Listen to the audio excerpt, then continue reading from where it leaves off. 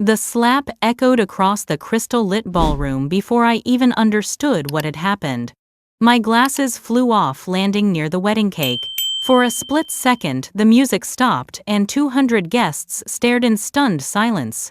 My cheek stung, but the real pain came from seeing my son's eyes fixed on the floor, too ashamed or too cowardly to look at me. Vanessa, my new daughter-in-law, stood tall in her designer gown, shouting, "That's what you get for being selfish, Eleanor.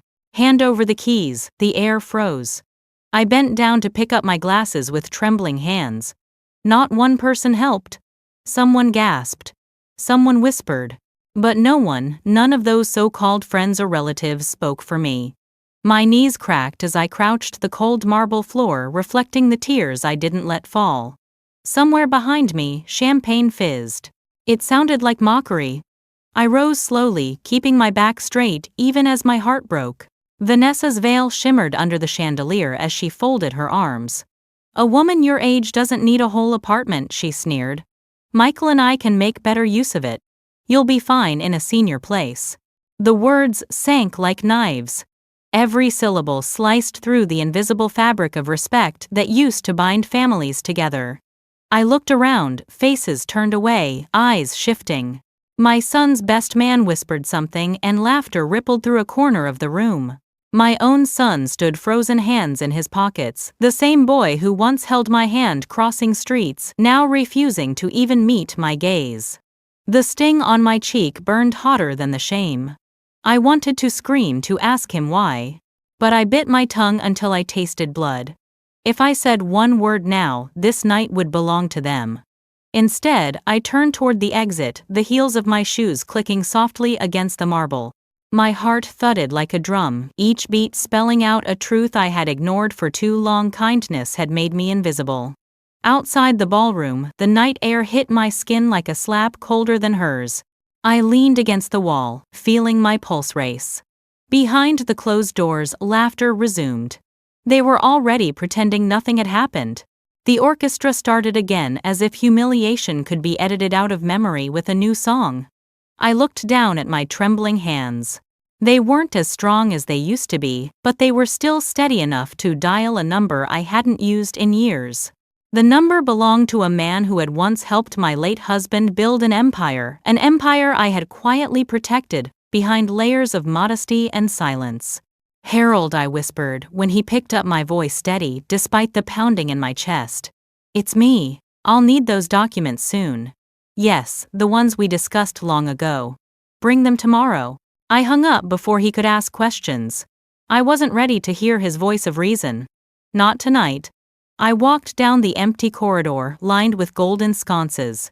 My reflection in the polished glass showed a woman I barely recognized. Hair, silver eyes, tired but fierce lips pressed into the kind of line that comes after too many disappointments. I had spent years shrinking myself so others could shine, mistaking quietness for peace. But silence wasn't peace. It was surrender. Through the window I could see the glittering ballroom guests dancing, the bride's white dress twirling like a ghost of innocence. My son's laughter floated faintly through the glass. I realized then that I wasn't part of their new world. Maybe I never had been.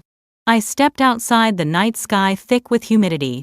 The parking lot glowed under rows of streetlights. A few guests smoked near their cars, avoiding my eyes as I passed. I heard one of them whisper, "Poor woman. Probably lost her mind."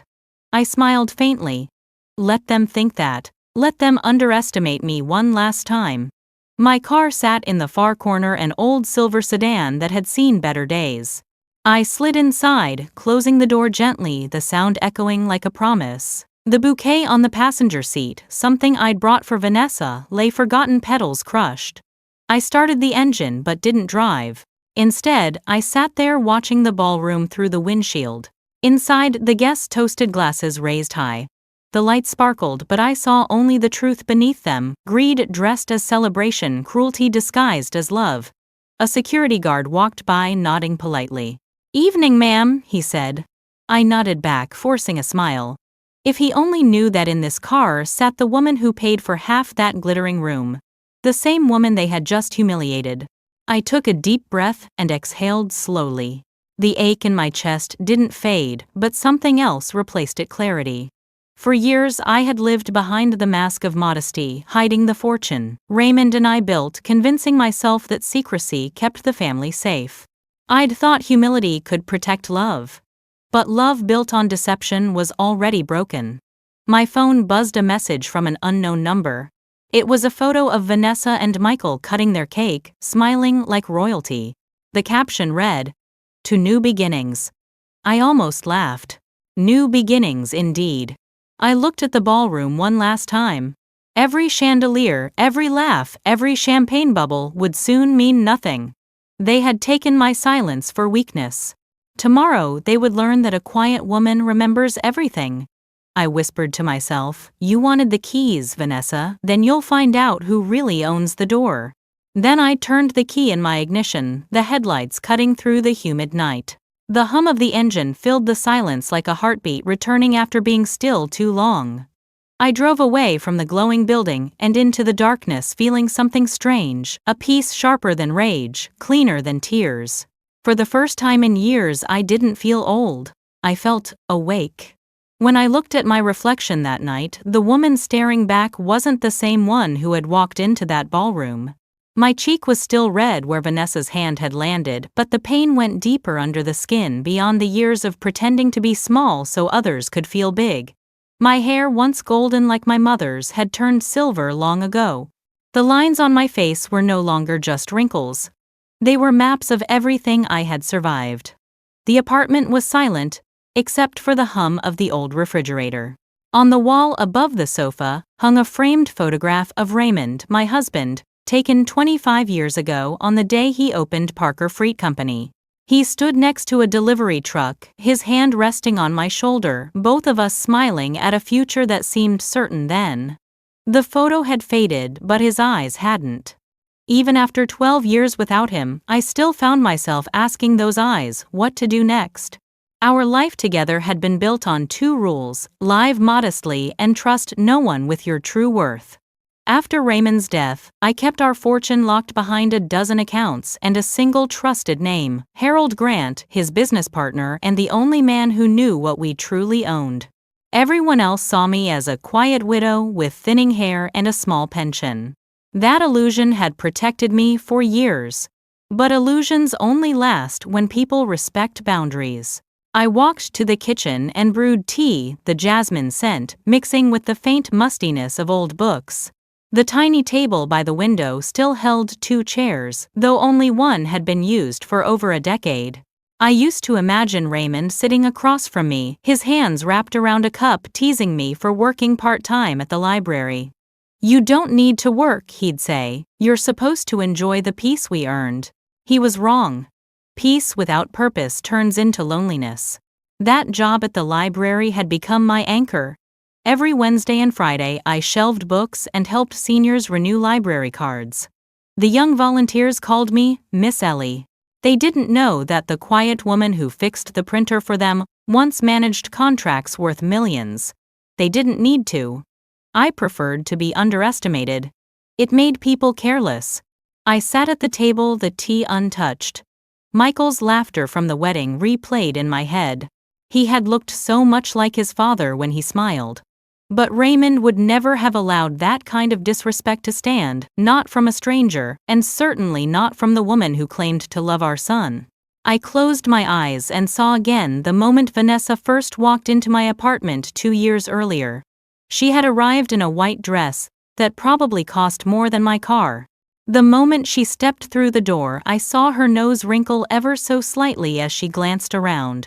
Her eyes traveled over the furniture, the framed photos, the simple lace curtains. "It's so cozy," she said. The word hung in the air, sweetened with poison. Michael hadn't noticed. He was too busy holding her hand, showing her the childhood photos on the mantel. "Isn't she incredible, Mom? She's starting her own image consulting business," he said proudly. Vanessa smiled with her lips but not her eyes. "And Michael tells me you're still working." "That's so inspiring," she added. "I hope I have that kind of energy when I'm your age." My age. I was 65 then, and she said it like a diagnosis. During dinner she asked questions that felt rehearsed. This neighborhood is lovely. Do you rent or own? Your building must be quite valuable. These old places always appreciate. Michael says you live alone. That must feel freeing. Each phrase was wrapped in politeness, but every syllable carried weight. She wasn't making conversation, she was gathering data. When they left that night, I stood at the window and watched her slip into her car. She leaned toward Michael, saying something I couldn't hear, then looked back at the apartment building and laughed. My stomach twisted. I didn't know what she said, but I knew what it meant. Over the next months, she visited often, always with a smile, always with subtle suggestions. You should treat yourself, Eleanor. Maybe sell this place and move somewhere easier to maintain. Or, at your age, it's dangerous to live alone. Each time she ended her visits with a kiss on the cheek and a lingering glance at the balcony view. I learned to smile back and let her think she was winning. But Michael began to change. The son who once called every Sunday started answering with short texts. When we did talk, he repeated her words almost exactly. Mom, you deserve to rest. Vanessa just worries about you living alone. Worries. That word again. A noose disguised as love. I didn't argue. Arguing only made me the villain. Instead, I observed. I started keeping notes, small observations, in a worn leather journal. Dates, remarks, moments when Vanessa's mask slipped. When I reread them, a pattern appeared so clearly that I almost laughed. Every act of kindness had a price tag waiting to be attached. One evening while Michael was in the bathroom, I overheard her talking on the phone in my kitchen. Her voice was low, but the tone was sharp. Yes, Mom, I'm serious. The apartment's in a prime area. Once we convince her to move, we'll stay there until we can buy something better. She's so sweet, she'll probably thank us for helping. I didn't move. I didn't confront her. I waited until she left, then stood in the middle of the living room, letting the quiet sink in. The air felt different. Not heavier, clearer. The way truth always does once it's finally spoken aloud, even behind your back. That night, I opened the metal lockbox hidden behind my bookshelf. Inside were the remnants of a life few people knew existed: bank statements, property deeds, certificates from overseas accounts. The numbers glowed faintly under the lamp, proof that Raymond's wisdom hadn't died with him. $8 million. Properties in 3 cities. And one woman everyone believed was just a tired widow with a second-hand car. I ran my fingers across the papers, feeling both power and sadness. Raymond and I had chosen this life of simplicity to protect Michael from greed. We had believed that raising him modestly would teach humility. Instead, it had taught him how to ignore value that didn't sparkle. I returned the papers to the box and locked it again. I wasn't angry yet, only awake. A few days after the wedding, I sat at the same table reading through letters I'd written to Michael over the years. Most were full of advice: save 10% of every paycheck. Choose love, not image. He hadn't followed any of it. I placed them neatly back into their envelopes, realizing he'd never needed guidance, he'd needed boundaries. I opened my phone and scrolled to Harold's number. My thumb hovered over the call button. He had told me long ago, if anything ever threatens what you and Raymond built, call me. I'd hoped I'd never have to. But that night I did. Harold, it's Eleanor, I said when he answered.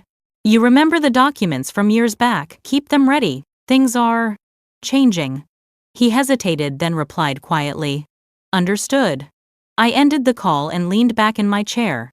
The city outside buzzed softly, unaware that one quiet woman had just decided to stop being a bystander in her own life. I walked to the window, looking out at the dim lights of Charleston. Somewhere beyond those lights, my son and his wife were celebrating their new life, believing they had silenced me with humiliation. But they didn't know the truth. They didn't know that the woman they slapped had once signed contracts worth more than their wedding cost. They didn't know she had built empires with her bare hands and hidden them behind floral curtains and thrift store dresses. They didn't know that she remembered every insult, every condescending smile, every time they said, "At your age." I whispered to the empty room. You think I'm fragile, but you have no idea what it takes to stay quiet this long. Then I turned off the light, letting the apartment sink into darkness. Tomorrow would be different. Tomorrow the quiet woman would finally speak. 3 weeks before the wedding, Michael called me on a Sunday afternoon, his voice too cheerful to be real. "Mom, can we stop by tonight? Vanessa wants to talk to you about something important." The tone was rehearsed like a salesman setting up a pitch. I said yes, though my gut twisted the moment I hung up. I had already seen too many of Vanessa's talks to mistake them for anything innocent. When the doorbell rang at 7, the sky outside was bleeding into gold. They came dressed like a magazine ad, Michael in a pressed navy suit, Vanessa in a cream blouse that probably cost more than my monthly groceries. She carried a folder in her hand, the kind used for real estate brochures. I felt the chill before she even spoke. "Eleanor, we've been thinking about your future." Vanessa began settling on the sofa as if she owned it. "You've been living here alone for years. It's such a big place. What if something happened to you?" I smiled faintly.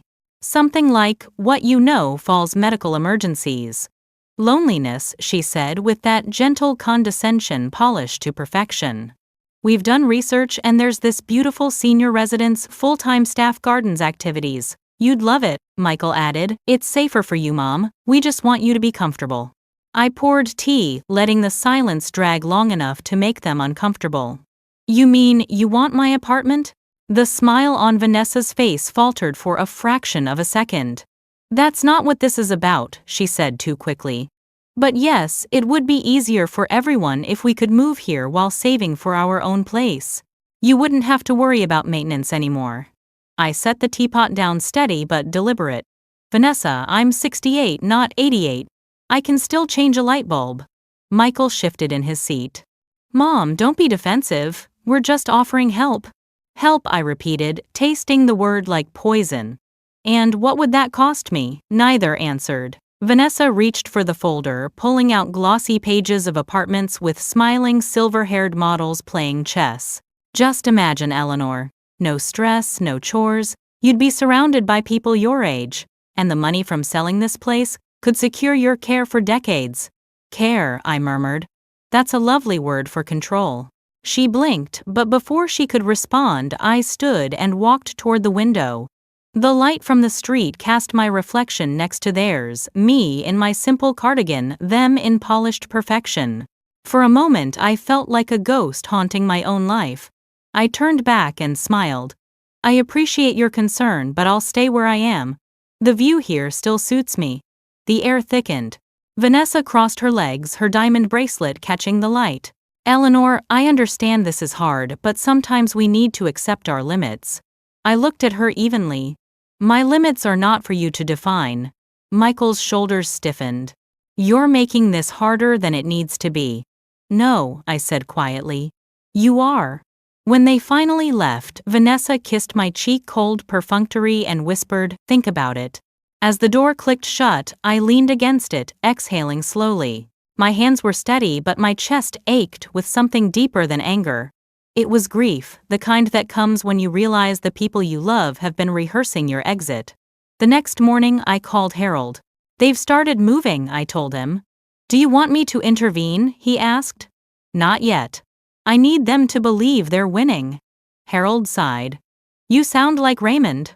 "Good," I said. "He taught me well." That week I went about my days as if nothing had happened. I went to the library, arranged books, smiled at patrons, chatted with the children who came for story hour. But every time I looked at my phone, I half expected another message from Michael, another polite betrayal. It came 3 days later. "Dinner Friday, Vanessa wants to show you something." Friday arrived heavy with humidity. When I opened my door, Vanessa's parents were standing there too, a man with the build of a banker and the warmth of an iceberg, and a woman wearing too much perfume and not enough sincerity. "Mrs. Parker," the father said, shaking my hand, "we're so glad to finally meet you. We've heard so much about your lovely apartment." I smiled thinly. "I'm sure you have." We sat at my dining table, 4 of them facing me like a panel. Vanessa spread papers across the table. "We've taken the liberty of preparing a plan for your transition," she said brightly. "It's all organized: sale value, living expenses, even moving services.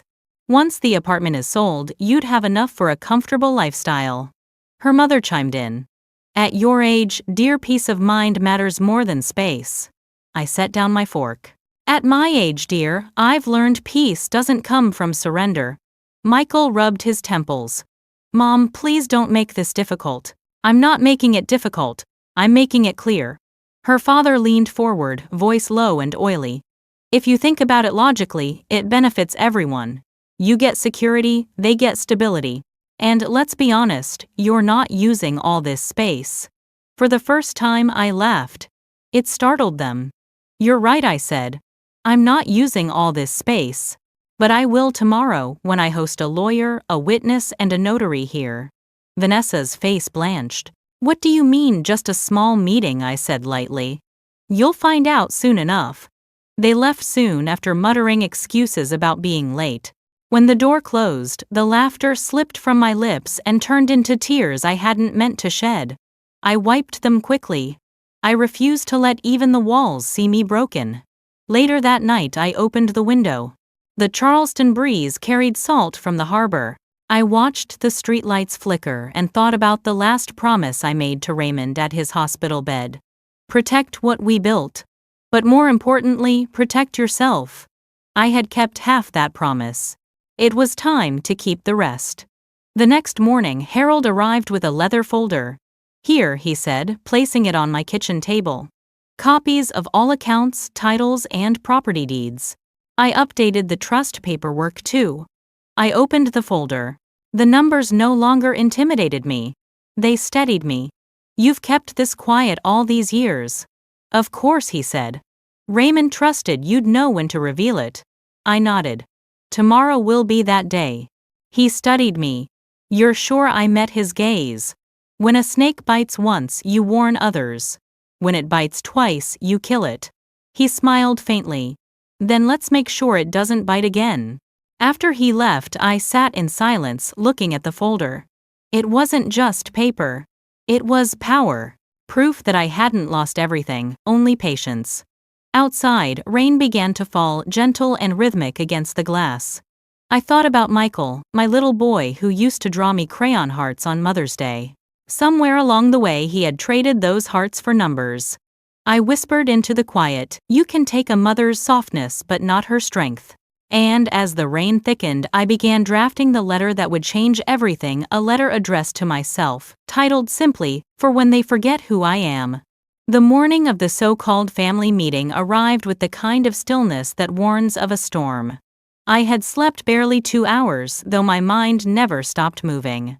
The folder Harold left on my table lay open beside my untouched breakfast. The papers inside gleamed under the sunlight, like quiet weapons waiting to be used. I wasn't afraid. I was simply tired of being underestimated. At 10 sharp, the doorbell rang. I already knew who it would be. Michael stood there in his navy suit, again flanked by Vanessa and her parents. Behind them, the air seemed to tighten. They all smiled, 4 versions of the same lie. Mom, Michael said softly, we just want to talk. Of course, I replied. Come in. They stepped inside as though entering enemy territory. Vanessa's mother, Patricia, gave a polite glance around the room, her gaze resting a little too long on the silver frame of Raymond's portrait. What a lovely home, she said. You've done so well for someone on a fixed income. I smiled, hiding my disgust. Thank you. Raymond always believed comfort doesn't have to scream to be seen. We gathered in the living room. Vanessa crossed her legs and opened a folder filled with typed documents. Her father, Charles, clasped his hands together like a banker about to close a deal. Michael avoided my eyes. Vanessa started with the tone of a therapist addressing a patient. Eleanor, this isn't an easy conversation. We care about you deeply, but we've all agreed it's time for you to start thinking long-term. You're alone most of the time, and the apartment is simply too much for you to manage. I leaned back, my voice steady. You seem very concerned about my well-being lately. Her mother spoke next, syrupy but sharp. We've even visited a wonderful retirement community, Savannah Gardens. It has medical staff, daily activities, everything you could possibly need. How kind, I said. And what would happen to my apartment while I'm playing bingo? Vanessa's smile flickered. We thought it could be useful. You know, until you decide what to do with it permanently. Useful to whom Michael cleared his throat, his tone rehearsed. Mom, let's not make this sound worse than it is. We're offering a solution. You'd get care and peace of mind, and we'd take care of this place, temporarily. I folded my hands in my lap, pretending to consider. And what if I say no? Her father leaned forward. Eleanor, nobody wants conflict. But if you can't make rational decisions about your safety, there are legal procedures that could ensure your interests are protected. The words hung in the air like smoke. For a heartbeat, no one moved. Legal procedures, I repeated quietly. Are you threatening to have me declared incompetent? Vanessa's mother laughed nervously. Oh, no one's threatening anything, dear. We just want what's best for everyone. I looked at Michael. Do you agree with them? He hesitated before saying, we just think you're not seeing things clearly. A small bitter laugh escaped me. I see perfectly clearly, Michael. I see my son sitting with strangers plotting to take his mother's home. Vanessa's tone sharpened. That's unfair. We're trying to help you transition. Transition, I echoed. What an elegant word for betrayal. The room fell silent. The ticking of the wall clock was the only sound. I stood up slowly, feeling the weight of years straighten in my spine. Let me make something clear, I said, my voice low but unwavering. I've lived through poverty, through war, through burying a husband and raising a child alone. You don't get to decide what's appropriate for me. You don't get to touch what Raymond and I built. Vanessa's mother rose offended. There's no need for dramatics. We're simply trying to be practical. I smiled faintly. You should have rehearsed that word before walking into my home. Vanessa's father reached for his folder, muttering something about reconsideration. I stepped closer. Before you leave, allow me to tell you what I've decided. 4 pairs of eyes turned toward me. The afternoon sun slanted across the room, cutting through the tension like a blade. I'm keeping this apartment, I said. And starting today, all my legal and financial matters are under review by my attorney. Any attempt to manipulate or coerce me will be handled as elder abuse. Vanessa blinked, caught off guard. Elder abuse. Don't be ridiculous. Ridiculous, I repeated softly. The word people use when they realize the prey can bite back. Her mother gasped. Michael finally spoke, voice trembling. Mom, please don't do this. We were just trying to help. You were trying to help yourselves, I said simply. You've forgotten the difference. Vanessa gathered her papers with shaking hands. You'll regret this, she muttered. I nodded. Maybe. But you'll regret it more. They left in silence.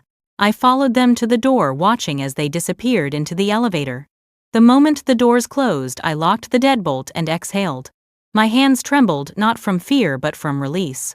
The apartment felt heavier once they were gone, filled with echoes of the conversation. I walked to Raymond's photo and whispered, they've shown their faces now. You were right to hide everything. The next hour passed in methodical calm. I brewed coffee, wiped the table, and retrieved the leather folder Harold had given me. Inside were my deeds, my trust statements, and the original will Raymond and I had written together. I added a new page, a handwritten note for Harold: activate the contingency plan.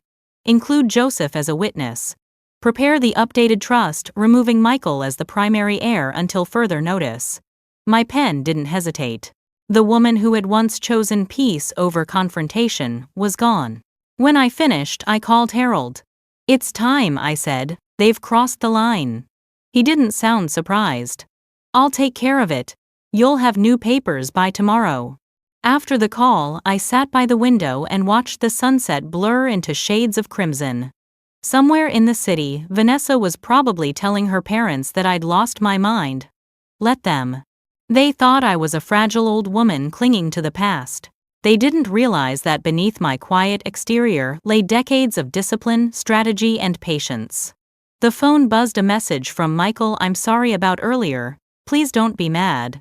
We just want what's best for you. I typed a reply, then deleted it. Some lessons couldn't be taught with words. They had to be lived. I poured myself a glass of wine, the first in months. The crimson liquid glowed under the lamp.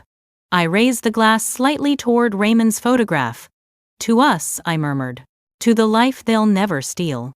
Outside, the streetlights flickered on one by one. Somewhere beyond the walls of my apartment, the world carried on, cars passing, dogs barking, laughter drifting from distant balconies. But inside, something irreversible had shifted. For years I had lived as if the only way to preserve peace was to shrink myself. Tonight I understood that sometimes the only way to save what's sacred is to fight. And I would fight not with rage or noise, but with precision. The same way Raymond once taught me to read contracts, slowly, carefully, ruthlessly. As the clock struck midnight, I placed the signed note for Harold inside the folder and sealed it. My reflection in the glass showed a woman I could finally recognize again, steady, certain, unafraid. Tomorrow they would still see me as the same quiet widow with her second-hand clothes and small car. But they wouldn't know that beneath that stillness I was already drawing the line they would never cross again. 2 weeks before the wedding, I received a letter slipped under my door. It wasn't mailed. It was handwritten on expensive stationery with gold trim, Vanessa's taste through and through. The message was short, polite, and poisonous. Dear Eleanor, we hope you'll reconsider your decision and join us for the wedding as family, not opposition. Let's keep things graceful. After all, family harmony matters more than property, doesn't it? Warmly, Vanessa and Michael. I read it twice, then folded it neatly and placed it beside my coffee cup. Graceful. A beautiful word when used by the innocent, a manipulative one when used by the guilty. By noon, I had packed away every document Harold sent me into a secure metal box. I placed the box under the false floor of Raymond's old tool cabinet, the same place he'd once hidden emergency cash during his company's early days. If Vanessa thought I was defenseless, she'd soon discover how wrong she was. That evening, Joseph knocked on my door carrying his usual gift, 2 cups of coffee and a small brown paper bag of sugar cookies from the bakery downstairs. You look like you haven't slept in days, he said, setting the cups on the table. I haven't, I replied. But I'm not tired. I'm ready. He raised an eyebrow. Ready for what? For the end of pretending. Joseph sat down slowly. He had lived across the hall for almost 10 years, a widower with kind eyes and a blunt honesty that matched my own. He had been there through every awkward visit from Michael, every tight-lipped conversation that ended with Vanessa's fake laughter echoing down the hallway. They came again, he asked. Last week. With her parents. They wanted me to move out of my own home. He exhaled sharply. Greedy bastards. I smiled faintly. They call it love. We sat in silence for a while, the ticking clock filling the space between us. Then Joseph leaned forward. What are you going to do? Protect myself, I said simply. And my husband's legacy. Do you need help? Yes. Tomorrow I'll need you to witness something. His brows furrowed. Witness what? A transfer of power. The next morning Harold arrived carrying a slim black briefcase. Everything's prepared, he said as I opened the door. You just need to sign. We sat at the dining table, Harold, precise and calm as always, and Joseph watching quietly from the corner. I read every line of the documents before signing. The trust now stated that all my properties and assets were under a new structure, one only Harold and I could access. Any attempt from family members to claim ownership or control would trigger an immediate legal countermeasure. When I finished signing, Harold took out one last envelope. This is for you, he said. Inside were copies of bank statements and investment reports I hadn't seen in years. The numbers startled me. They were higher than I remembered. Dividends, rental income, interest. Raymond's careful planning had made our wealth grow even while I lived as if I owned nothing. 5.2 million, Harold said quietly. Not counting the beach house. I closed the envelope slowly. I wonder how many dinners they've had gossiping about my modest life. Joseph chuckled. Let them keep underestimating you. Makes victory sweeter. Before Harold left, he looked at me seriously. Once this starts, Eleanor, there's no going back. Are you sure you want to expose them? I won't have to expose them, I said. They'll do that themselves. That night, I lit a single candle and placed it near Raymond's photo. It's time, Ray, I whispered. They've taken my silence for weakness long enough. The following weekend, I decided to visit the church where the ceremony would be held. I told myself I was just checking the seating arrangements, but really I wanted to see what kind of show Vanessa was planning. The church looked more like a royal ballroom than a place of worship. Rows of white roses lined the pews, and a gold arch framed the altar. A coordinator in a headset was giving orders to workers setting up crystal chandeliers that dangled from the rafters. It was extravagant, wasteful even. Vanessa spotted me from across the room. Her smile was sweet, but her eyes hardened. "Eleanor, what a surprise. I didn't think you'd stop by." "I was in the area," I said calmly. "Thought I'd see what all the noise was about." She laughed. "It's not noise, it's love. Expensive love." Her expression froze for a second before she regained her charm. "Michael wants everything perfect. He's been working so hard." "On what, your wedding or your debts?" Her smile twitched. "Excuse me, nothing," I said softly. "Just talking to myself." She moved closer, lowering her voice. "I know you're angry, Eleanor. But you don't want to ruin Michael's big day, do you? People would talk." "I'm counting on it," I said, meeting her gaze. For the first time she faltered. "You wouldn't dare." "Wouldn't I?" Before she could respond, Michael entered carrying a clipboard. "Mom, what are you doing here?" "Watching your priorities bloom," I said, glancing around the decorated hall. "Quite the garden you're growing with borrowed water." He frowned, confused. "What does that mean?" "Nothing, dear. You'll understand soon." Vanessa grabbed his arm. "Come on, love. We have a meeting with the photographer."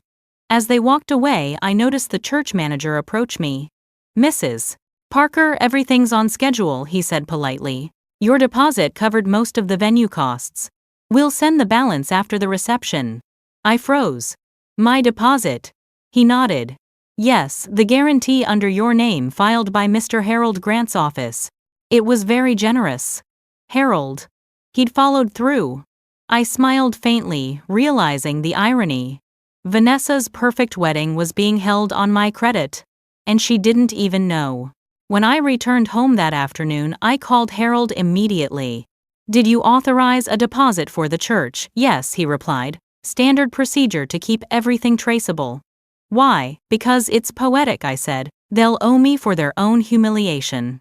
That evening, I wrote a note to myself and placed it inside my journal. "The day she slapped me, she'll lose everything she built on deceit." Over the next few days, I received more messages from Michael, short, increasingly desperate ones. "Please come to the rehearsal dinner. Vanessa wants peace." "Mom, stop being distant. You're making things awkward." I didn't respond. Instead, I baked a small batch of lemon cookies, the same ones I used to make when Michael was little. I wrapped them in wax paper and placed them in a tin. It wasn't forgiveness. It was closure. The night before the rehearsal, I stood by the window watching the city lights reflect off the water. My reflection stared back at me, calm and certain. For decades I had lived like a ghost haunting my own life, but now every decision felt solid under my feet. I whispered into the dark, "They think they're walking into a wedding. They're walking into judgment." The clock ticked past midnight. I closed the curtains, turned off the light, and went to bed. Sleep came easily for the first time in years. The war had already begun, they just didn't know it yet. The night before the wedding, Charleston was drenched in rain. The streets glistened under the streetlights, and thunder rolled in the distance like a warning whispered by the heavens.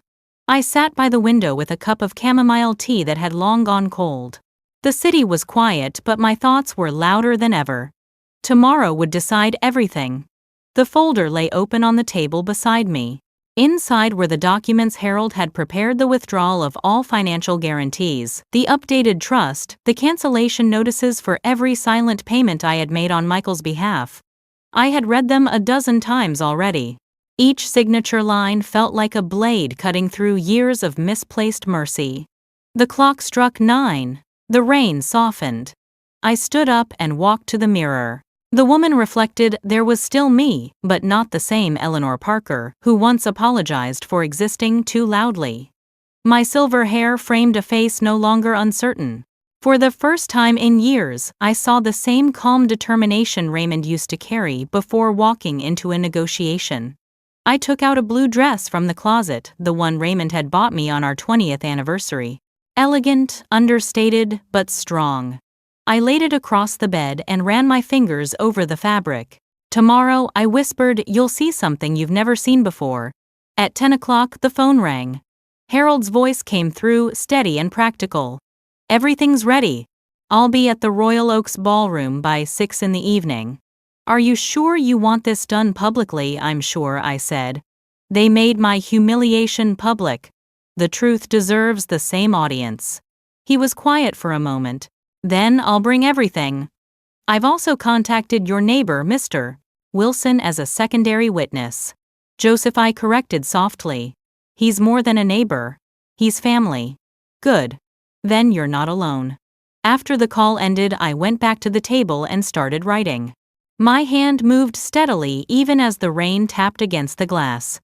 To Michael. When you were little, you used to say you'd buy me a castle one day. You've grown up believing that love must always prove itself through things. Tomorrow you'll learn that love, like money, can run out when it's abused. I hope the man standing next to that woman tomorrow still remembers the boy who once promised to protect his mother.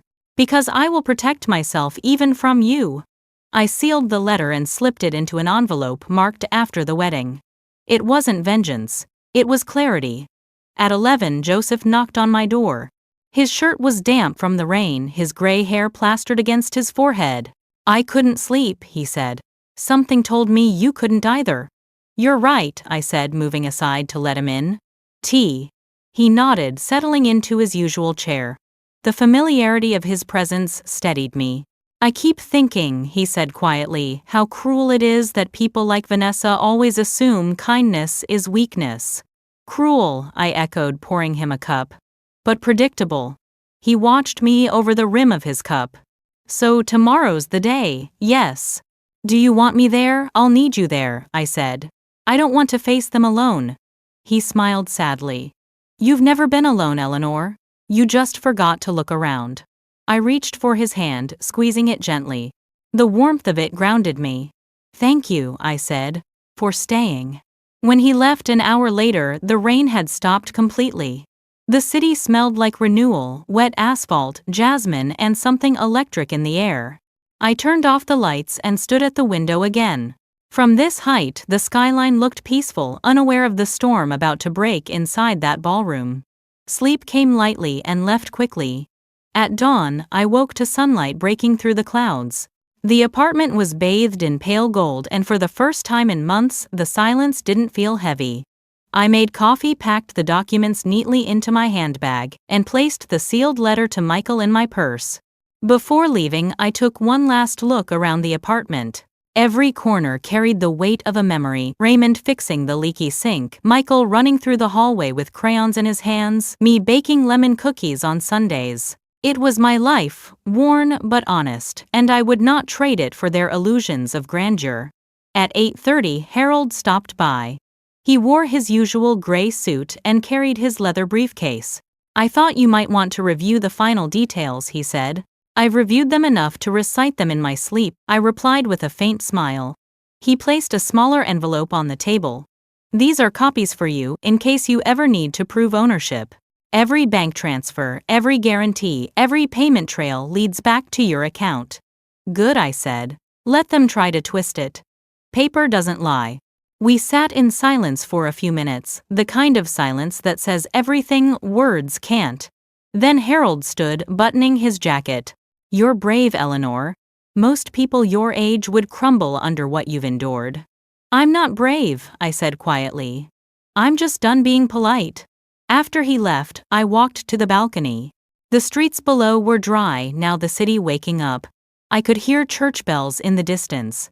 It was almost poetic, Charleston, beginning a new day, while I was preparing to end a chapter of my life. I returned inside and took out a small wooden box from the cabinet. Inside were mementos of a different time. Raymond's watch, a photo of us on our honeymoon, and a letter he had written me the year before he died. I unfolded it carefully. His handwriting was still elegant, his words still steady. If you ever feel small, remember this: people only try to take from those who have something worth stealing.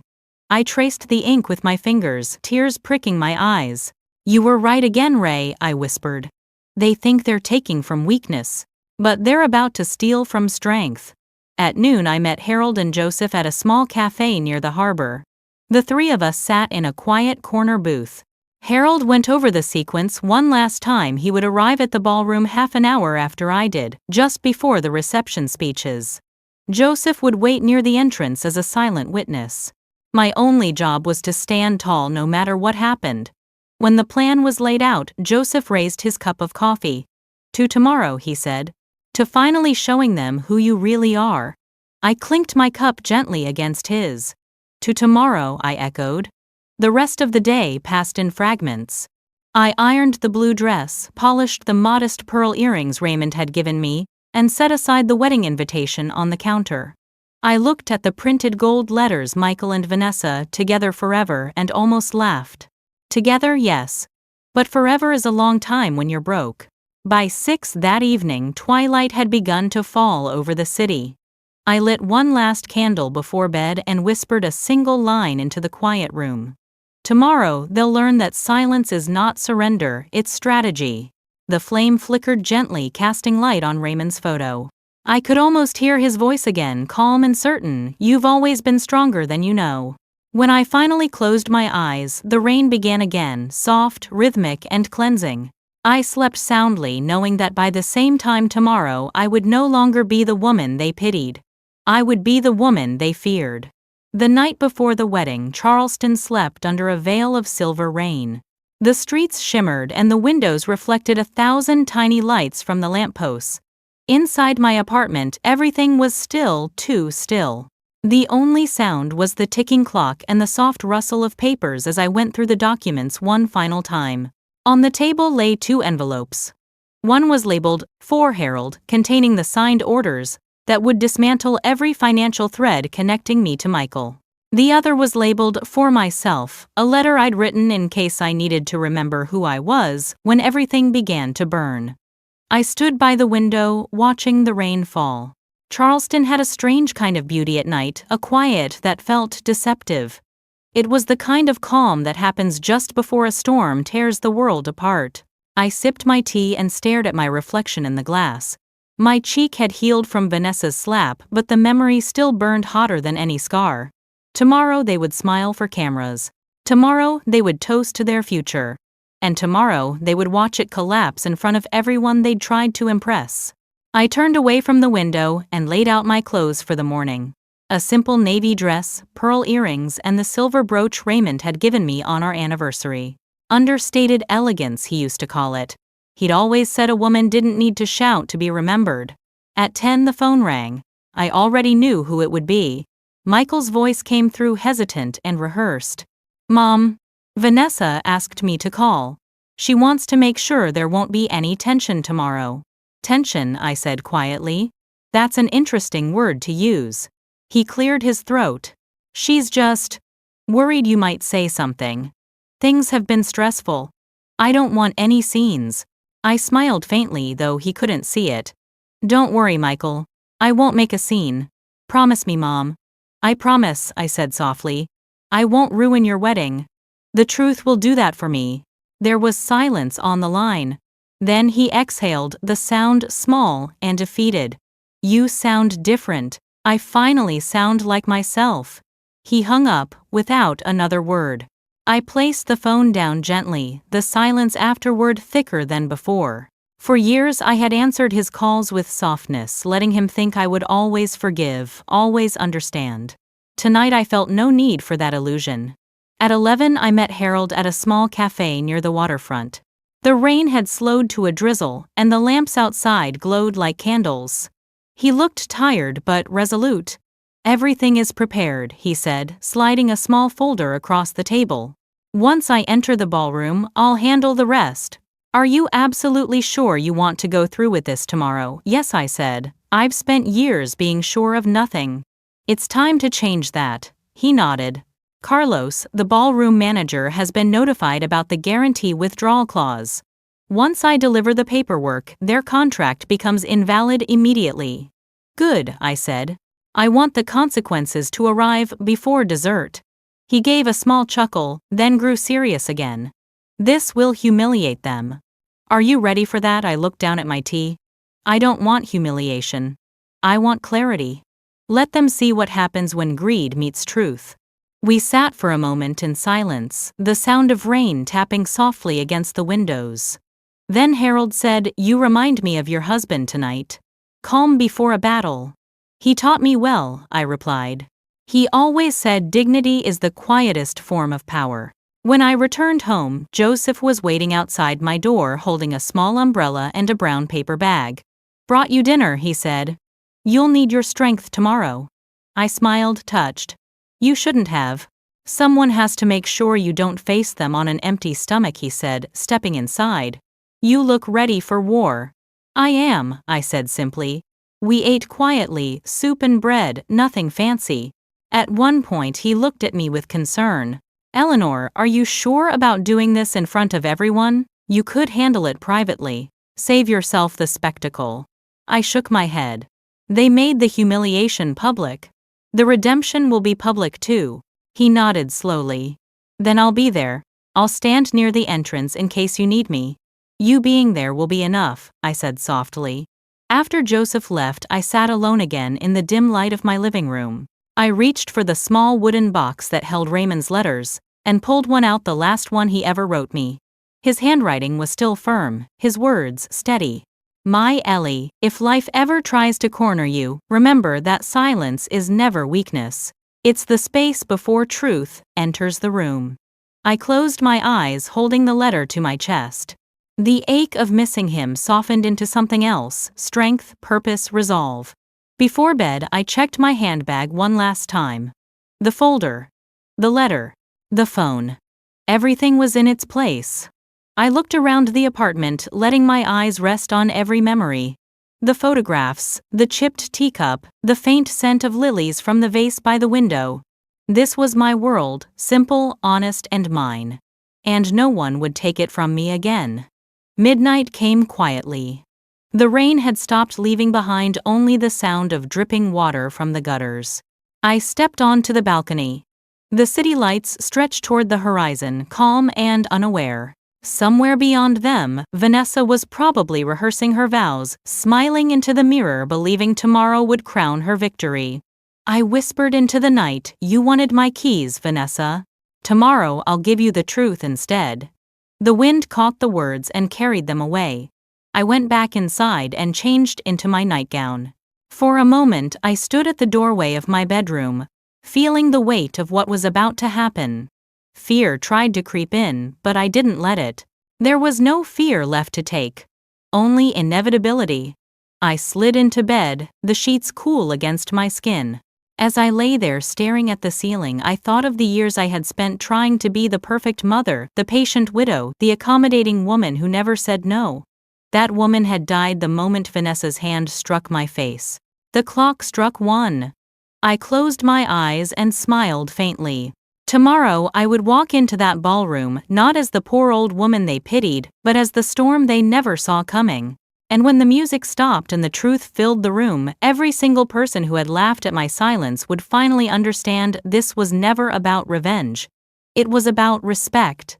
The orchestra had just begun its second song when it happened. The chandeliers sparkled above, the scent of white roses filled the air, and the sound of champagne corks popping mixed with laughter. I stood near the edge of the ballroom watching my son dance with his new wife, surrounded by friends and photographers. For a moment everything looked perfect, until it wasn't. The slap came fast, loud enough to silence the violins mid-note. My glasses flew off, clattering somewhere near the cake table. 200 guests turned in unison, their smiles frozen, eyes wide. The sting on my cheek burned hot, but the shock in my chest burned hotter. Vanessa's hand still hovered in the air, trembling slightly, her diamond bracelet flashing under the lights. "That's what you get for being selfish," she screamed. "You're not giving us the keys. Fine. Maybe you should just leave." The music stopped. The murmurs began. I could feel every gaze piercing through me. The laughter that had filled the ballroom moments ago turned into whispers that pricked like needles. I bent down to pick up my glasses. My knees cracked, my hand shaking slightly as I found the broken frame. No one moved to help. Not my son, not her family, not one of the so-called friends I'd greeted earlier. When I stood again, Vanessa was still glaring at me, her white dress glowing under the chandeliers like a lie that had finally taken form. "You're an old woman living alone in a place too big for you," she hissed. "You should be grateful we're even offering to take care of it." My voice came out soft, steady. "Care," I said. "That's not the word you're looking for." Michael stood behind her, his expression pale, caught between guilt and cowardice. "Mom, please not now," he muttered. "Let's not do this here." "Here," I said, my gaze shifting to him. "You mean the place where your wife decided to humiliate me?" "Don't twist this," Vanessa snapped. "You embarrassed us first by refusing to cooperate." "Cooperate," I repeated the word, slicing the air. "Is that what you call it?" The guests were silent now, eyes darting from her to me. I could see people recording on their phones, pretending to check messages while their cameras glowed faintly. Somewhere, a waiter stopped mid-step, holding a tray of champagne flutes that shook slightly in his hands. Vanessa smoothed her dress and smiled that brittle, hateful smile. "You don't belong here anymore, Eleanor. You've had your life. It's our turn now. Let go." Her words weren't new. I'd heard them whispered in softer tones before. But tonight, in front of all these people, they became something else, an execution. I felt something inside me shift, like a door creaking open after years of being locked. I lifted my chin and looked straight into her eyes. "You're right," I said. "It is your turn." Her smirk widened, thinking she'd won. I stepped closer, close enough for only her and Michael to hear me. "Your turn," I repeated, "to learn what happens when you mistake silence for weakness." I turned away before she could respond. My heart pounded, but my mind was clear. I walked toward the exit, every step deliberate. The murmurs followed me like a tide, but I didn't care. In the hallway, the air was cooler, thinner. I leaned against the wall, taking a slow breath. The soft hum of the orchestra started again behind the doors, pretending nothing had happened. I reached into my purse, pulled out my phone, and dialed the number I knew by heart. It rang once before Harold answered. "It's time," I said. His voice was calm, but there was a weight behind it. "Are you sure?" "Yes." "Bring the documents. Now." "Understood. I'll be there in 20 minutes. I hung up and slipped the phone back into my purse. My hand brushed against the folded letter to Michael. I almost smiled. I'd planned for this moment, but I hadn't expected it to feel so freeing. Outside, the rain had stopped, but the ground still shimmered, with puddles reflecting the ballroom lights. I stepped into the cool night air and crossed the parking lot to my car. My heart was still pounding, not with fear but with focus. I sat in the driver's seat and watched through the windshield as people continued to dance behind the tall windows. The illusion carried on inside, golden and glittering. They thought I was gone for good. I pulled out my glasses case and replaced the broken pair with an old backup I kept in the glove compartment. The frames were scratched, but the world looked clear again. I could see Vanessa through the glass, laughing too loudly, probably retelling the story of how she put me in my place. My hands tightened around the steering wheel. "Enjoy it while it lasts," I murmured. A knock on the window startled me. It was Joseph holding an umbrella. I saw everything he said through the glass. I rolled down the window and he crouched beside the car. "Are you okay?" "I'm fine," I said. "Better than fine." He looked worried. "You shouldn't have to face this alone." "I'm not," I said, nodding toward the entrance. "Harold's on his way. You can stay if you want, but what happens next isn't going to be pretty." Joseph gave a grim smile. I wouldn't miss it for the world. 20 minutes later, headlights swept across the parking lot. Harold's black sedan pulled up beside mine. He stepped out, briefcase in hand, raincoat buttoned up, face calm and professional. "Mrs. Parker," he said, opening the briefcase. "I have everything. The cancellations, the financial statements, the trust documents, all notarized and ready." I exhaled slowly. "Good. Let's finish this." Harold glanced toward the ballroom.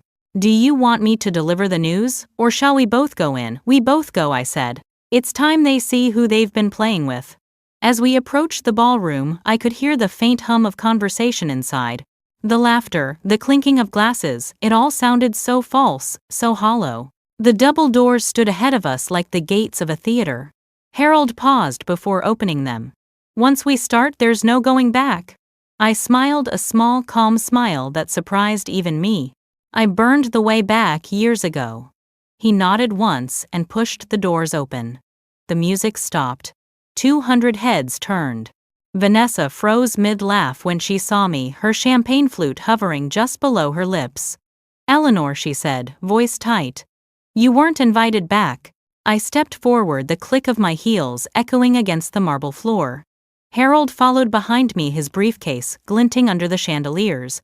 I'm not here as a guest, I said, my voice carrying across the room. I'm here as the guarantor of this entire wedding. Gasps rippled through the crowd. Vanessa's eyes widened, her smile faltering. Michael looked from me to Harold, confusion blooming into dread. Guarantor, Vanessa repeated. What are you talking about? Harold set the briefcase on the nearest table and opened it. Ladies and gentlemen, he announced, his tone clear and professional, I am Harold Grant, legal advisor to Mrs. Eleanor Parker. I have urgent matters concerning this event, and the financial obligations tied to it. A hush fell over the room. Somewhere in the back, a waiter set down a tray too hard, the sound echoing through the silence. Vanessa's face drained of color. You can't just walk in here like this, I smiled. Oh, I can. And I just did. Harold looked at me for a silent cue. I gave a small nod. He began to read aloud.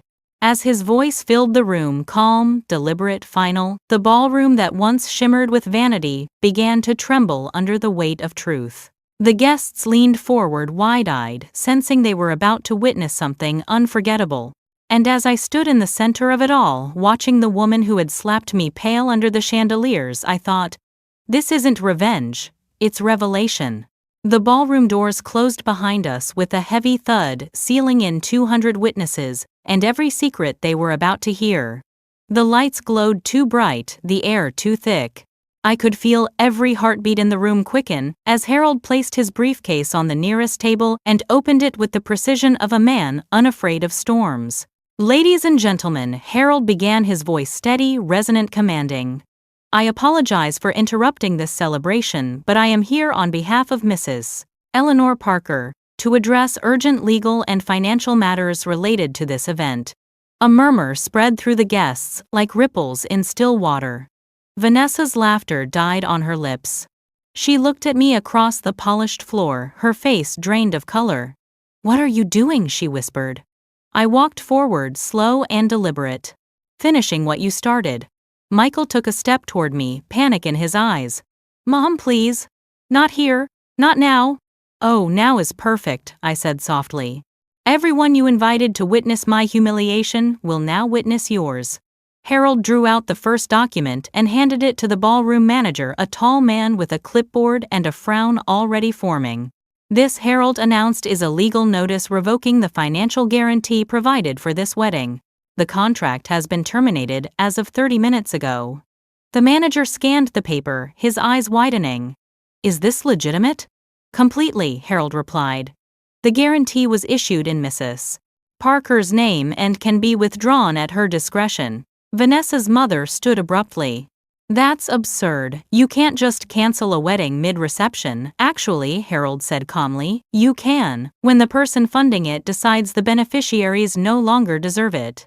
Gasps echoed across the ballroom. The music had long stopped, replaced by whispers. I could see phones raised, recording.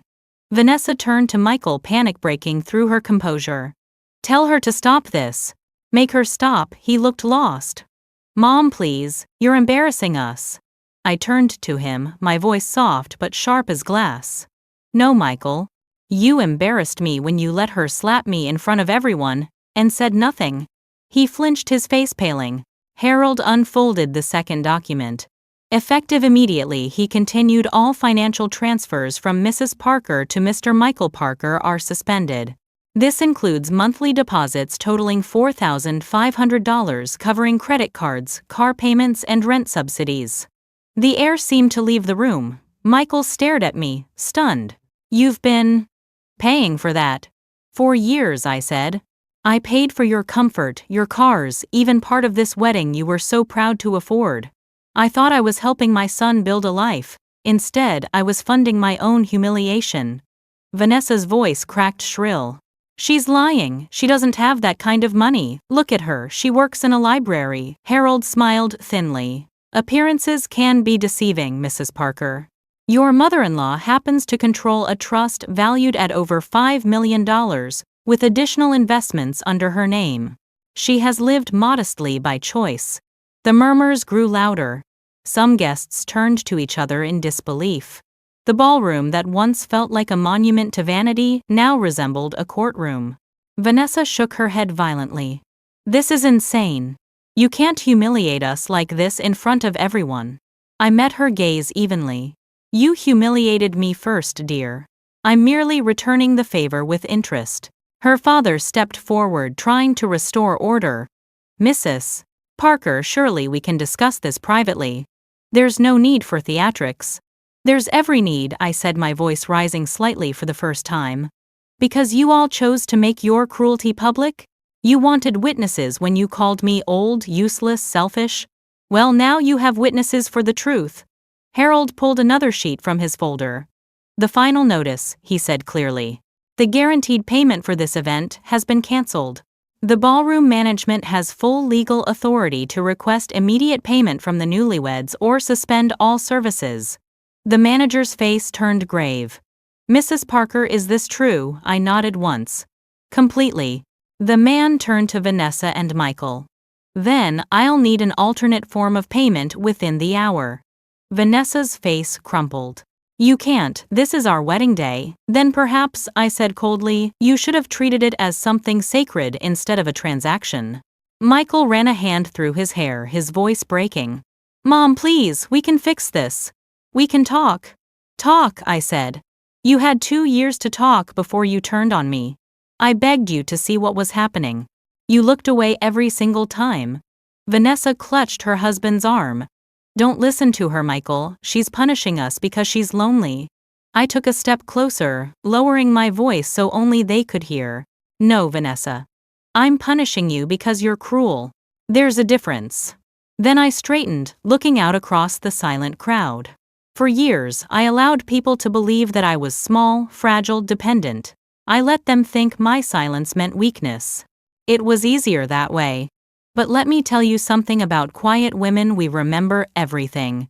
We see everything. And when we act with precision.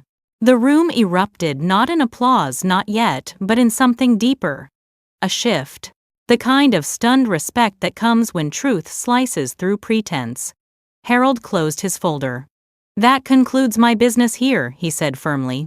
All legal actions are now in effect. The ballroom manager nodded grimly. Understood. Vanessa let out a strangled sob and dropped into a chair, her white dress pooling around her like wilted petals. Michael stood frozen beside her, eyes hollow. You've destroyed us, he whispered. No, I said quietly. You destroyed yourselves. I simply stopped protecting you from the consequences. He opened his mouth to respond but found no words. The crowd's whispers swelled again, cameras flashing discreetly, capturing the fall of a couple who had once looked untouchable. Vanessa's mother tried to speak but choked on her own indignation. You'll regret this. I turned to her, my tone soft but final. No. I'll sleep better tonight than I have in years. Harold touched my arm lightly. It's time. I nodded and turned toward the exit. My heels echoed through the silent room. Every step felt like a release, every heartbeat a reminder that I was walking away free. When I reached the door, I paused and looked back one last time. Vanessa sat trembling in her ruined dress, Michael staring at the floor, the guests murmuring in disbelief. The chandeliers still glowed, but their light felt colder, now harsher. For 30 years, I said quietly, my voice carrying across the marble floor, you thought I was invisible. Tonight, you finally saw me. Then I opened the door and stepped into the hallway, leaving behind the wreckage of their perfect world. The following morning, Charleston woke under a gray sky that seemed to match the heaviness of the night before. Rain tapped softly against my window as I stirred sugar into my tea. The apartment was quiet except for the hum of the refrigerator and the faint echo of memories replaying in my mind. The ballroom, the gasps, Vanessa's trembling voice, the silence after my words fell. It was over, but something inside me knew it wasn't finished. My phone began to buzz across the table. 37 missed calls. 22 voicemails. Most from Michael, some from unknown numbers. The last message was a text from Vanessa. "You'll regret this, old woman. You've ruined everything." I set the phone face down. The tea had gone cold, but I didn't care.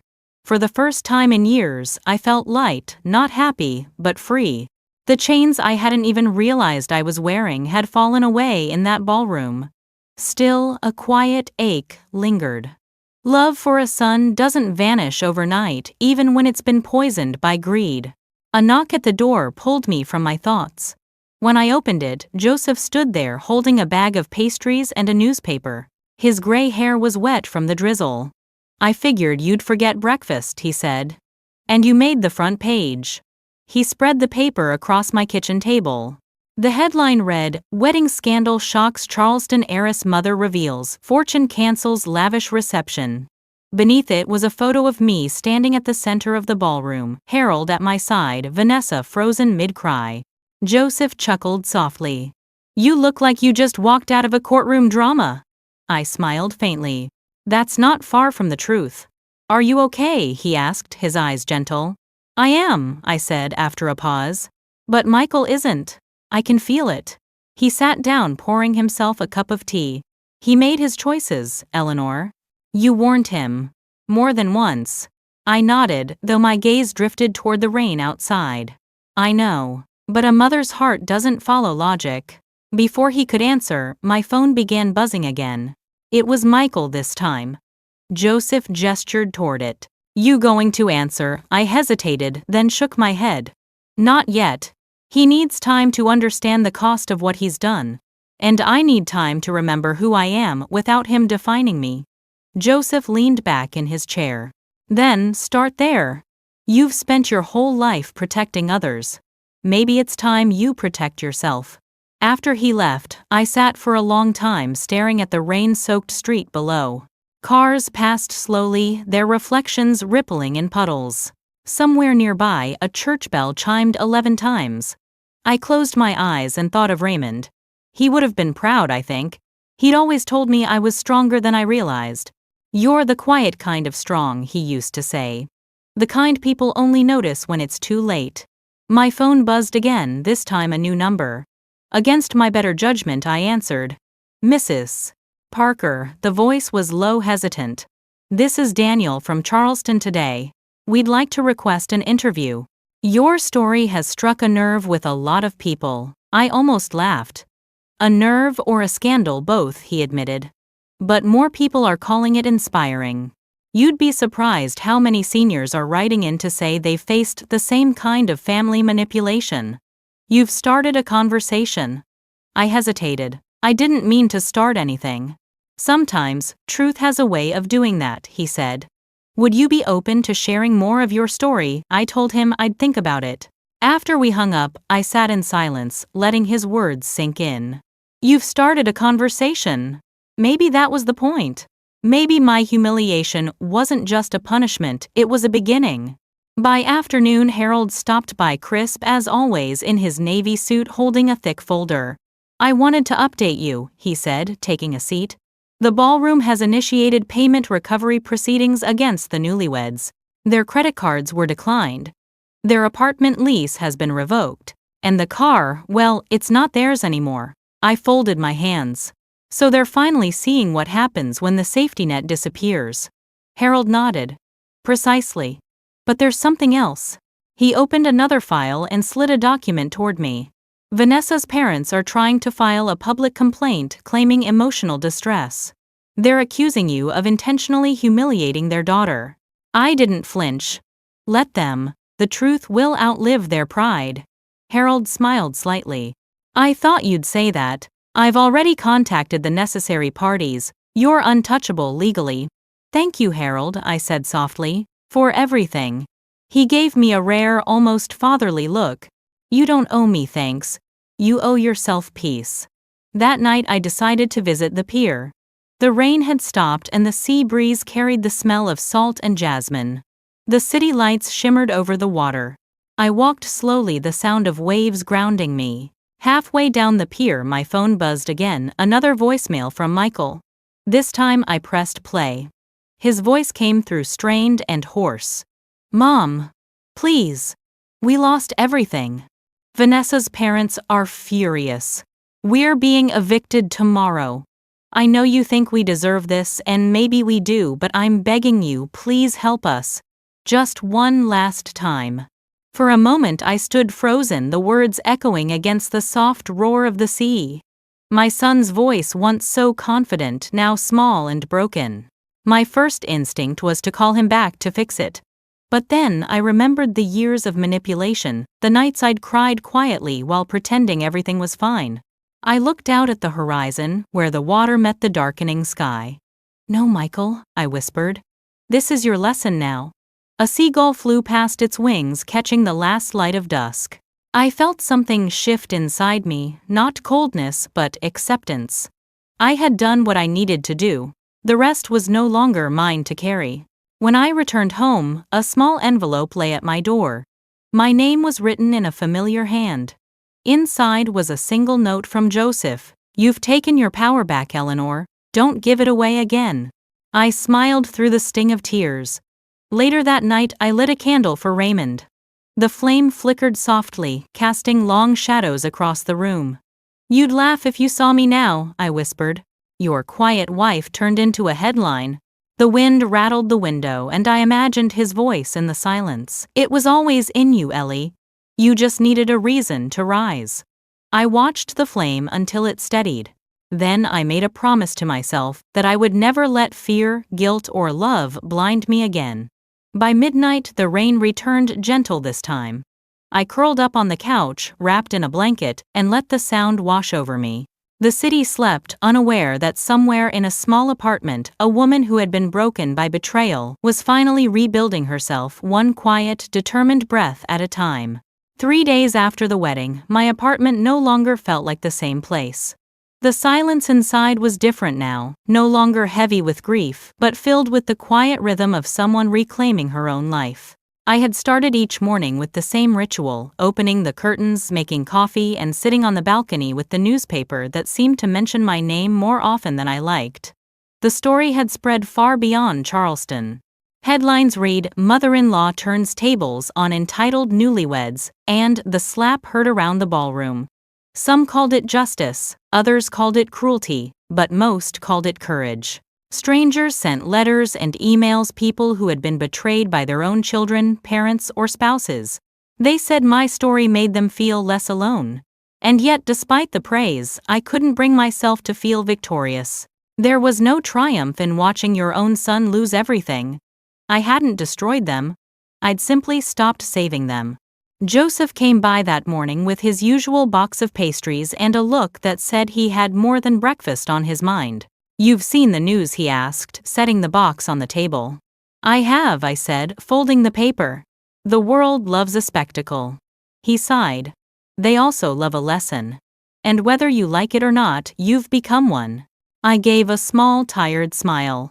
"Then I hope it's the kind people learn from, without having to live it."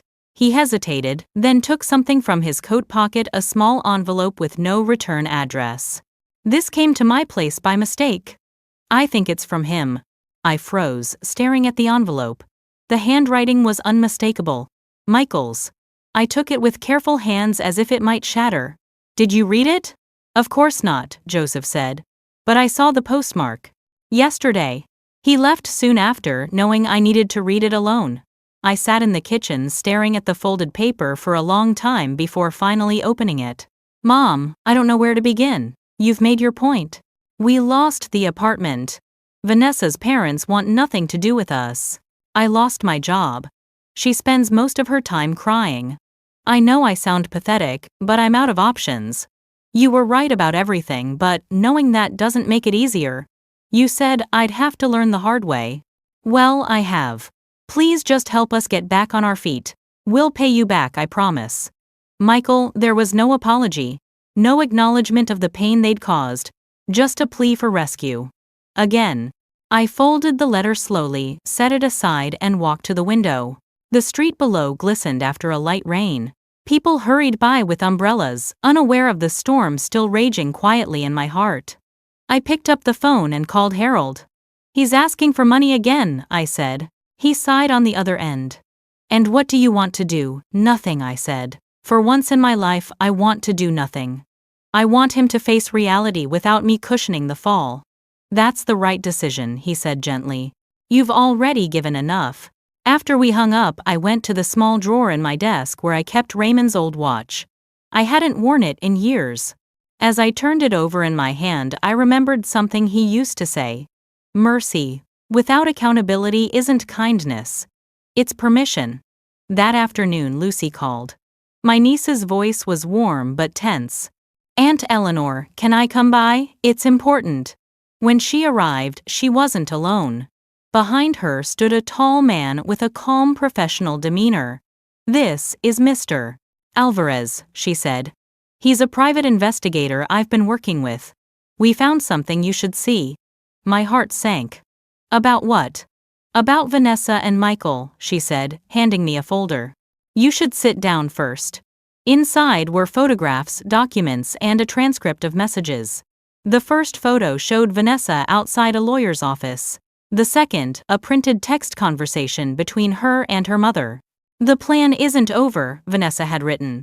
If we prove Eleanor isn't mentally fit, we can still access the estate. She's unstable. Everyone saw her outburst. I felt my stomach twist. They're trying to declare me incompetent, I whispered. Lucy nodded grimly. They've already contacted 2 lawyers about it. They're building a case based on the wedding incident. For a moment I couldn't breathe. It was one thing to be betrayed by greed, it was another to be painted as delusional by your own child. Mr. Alvarez cleared his throat. There's more, Mrs. Parker. We have recorded phone calls between Vanessa and a family acquaintance discussing potential witnesses to testify against you. I felt anger rising slow and controlled. They want to erase me to get my money. Again. Lucy reached across the table and squeezed my hand. You won't face this alone. We'll stop them. A knock came at the door before I could respond. When I opened it, Harold stood there holding another envelope. You might want to hear this from me before it hits the courts, he said. Michael's filed a preliminary petition requesting a competency evaluation. He's claiming you're irrational and emotionally unstable. The room fell silent. Lucy gasped. Can they do that? She asked. Anyone can file, Harold said. But winning is another matter. Especially when your mother happens to have decades of clear financial records, perfect credit, and the loyalty of half the city watching her story unfold. I sank into my chair, the weight of it pressing against my chest. He really went through with it, I murmured. After everything. Harold placed a reassuring hand on my shoulder. They've underestimated you once again. This time, we fight back properly. That night, I didn't sleep. I sat on the balcony under the quiet hum of the city holding a pen and paper. If they wanted to paint me as unstable, I would respond with the only thing that has ever saved me, truth, written in my own words. By dawn, I had outlined my entire story. Every humiliation, every act of manipulation, every secret payment, every betrayal. It wasn't just for the courts. It was for me. For the record of who I was before they tried to erase me. At 7 a.m., I called Harold. File whatever you need to, I said, and call Daniel, the journalist who wanted to interview me. If they want this fight public, I'll give them a war they can't control. There was silence, then Harold's quiet approval. Now you sound like the Eleanor I always suspected was hiding behind all that patience. After I hung up, I looked at the sunrise breaking over the rooftops. The sky was streaked with pink and gold, the kind of light that looks like forgiveness even when it isn't. I realized then that the woman they had underestimated, the quiet widow, the one who dressed modestly and smiled politely, was gone for good. In her place stood someone stronger, steadier, sharper. They had taken my love, twisted it, and weaponized it against me. But they would never take my voice. And this time the world would hear it. 6 months later, the lights of the television studio shone brighter than any chandelier in Charleston. I sat on a sleek gray chair, my hands folded in my lap, waiting for the red light on the camera to turn on. Across from me sat Catherine Diaz, the host of Stories That Matter, a woman known for uncovering the truth behind the headlines. The producer counted down from 3, and as soon as he pointed, the room fell into silence. Catherine smiled at the camera. "Good evening. Tonight we bring you the story that gripped millions across the country. The woman who stood up to her own son and daughter-in-law at their wedding, exposing years of hidden betrayal. Please welcome, Mrs. Eleanor Parker." I felt the weight of those words, but not the fear. The crowd behind the cameras applauded softly, a sound that felt less like fame and more like solidarity. Catherine turned to me. "Mrs. Parker, thank you for being here. Millions of people have read your story, watched the viral videos, and called you an inspiration. But tell us, how did it feel in that moment, standing in the ballroom confronting your son?" I took a slow breath before answering. It felt like breathing after years underwater. Painful at first, but necessary. I didn't go there to humiliate anyone. I went there to remind them, and myself, that dignity has no expiration date. Catherine nodded thoughtfully. "And the aftermath. The legal battle your son and his wife began against you." A quiet murmur ran through the audience. I kept my voice calm. "They tried to have me declared mentally incompetent. They claimed my actions were erratic, vengeful. But the evidence spoke for itself. The judge dismissed the petition in less than 15 minutes. In the end, truth doesn't need to shout, it just needs to stand." The audience erupted in applause. Catherine leaned forward, her eyes kind. "That decision became a landmark for senior rights in this state. And now you've started a foundation. Can you tell us about it?" I smiled, the first genuine one in what felt like ages. "It's called the Eleanor Parker Foundation for Senior Empowerment. We help older adults facing financial or emotional abuse from their families. We've already handled more than 100 cases. Every story I hear feels like a chapter of my own people who gave everything for love, only to be treated as burdens." "Was it difficult to go public with your story?" Catherine asked softly. "Extremely," I admitted. "For most of my life I believed privacy was protection. My husband and I hid our wealth to avoid envy, but that same secrecy became a weapon others used against me. Speaking up was terrifying, but silence had cost me more." Catherine paused, giving me time to breathe. "And your son, have you spoken to him since the court's decision?" The question hung in the air. I looked down at my hands for a moment before answering. "He called, once. It wasn't an apology. It was a request for money, as always." I didn't answer. Some bridges aren't meant to be rebuilt, not because of hatred, but because they lead back to the fire. A hush fell over the studio. Catherine's eyes glistened. "That must have been hard." "It was," I said quietly. "But healing often is." She smiled gently. "There's something incredibly powerful about your calmness, Mrs. Parker. You've turned something tragic into something transformative. Pain can either poison you or purify you," I said. "The choice is yours." I chose to make it useful. The interview went on for another half-hour, questions about the trial, the viral videos, the public's reaction. When the cameras finally turned off, the crew and audience rose to their feet, clapping warmly. Catherine hugged me before I left the stage. "You've given people something they didn't know they needed: permission to say no." Outside, the evening air felt crisp and clean. Joseph waited by the car holding a bouquet of sunflowers. "You were magnificent," he said, smiling proudly. "I was honest," I replied. "That's all I ever needed to be."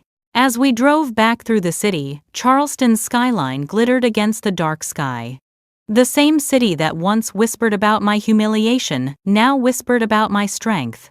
When we reached my apartment, Lucy was waiting with dinner. She had been helping me run the foundation, balancing spreadsheets while I wrote speeches and met with lawmakers. "You went viral again," she laughed, showing me her phone. "Half the comments are people calling you the grandmother of justice."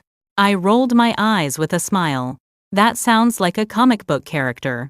"Maybe you should be one," she teased. "You already have the origin story." We ate together, and afterward she handed me a small envelope. "This came to the foundation today. You should read it." I opened it slowly. The handwriting was familiar. "Michael. Mom, you were right about everything. Vanessa left. I'm in counseling now, trying to understand how I became someone I don't recognize. I don't expect forgiveness, but I wanted to tell you that your strength saved me in ways I didn't see before. I'm not ready to face you yet, but one day I hope I can look you in the eyes again and say I'm sorry." I sat back, the words blurring slightly through my tears. It wasn't reconciliation, but it was a beginning. A small crack in the wall that had stood between us for so long. Lucy touched my shoulder gently. "Are you okay?" "Yes," I whispered. "For the first time, I really am." That night I couldn't sleep. I went out to the balcony, watching the city lights flicker across the water. Somewhere in the distance, church bells marked midnight. The air smelled like jasmine and new rain. I thought of everything that had happened, the slap, the humiliation, the truth, the courtroom, the silence that followed, and now the slow, quiet rebuilding of something resembling peace. The truth is, revenge had never been my goal. Justice wasn't even the end of it. What I found was something rarer: self-respect. The kind that doesn't depend on what others think or say. The kind that stands tall even when no one is watching. As I looked out over the sleeping city, I realized I no longer hated Vanessa, or even Michael. Pity had replaced anger, and peace had taken the place of pain. They had taught me the hardest lesson of all, that love without respect is not love, it's servitude. The next morning I met with Carmen, the foundation's director. We reviewed new cases: an elderly man whose daughter had drained his savings, a widow manipulated by her son-in-law into selling her home.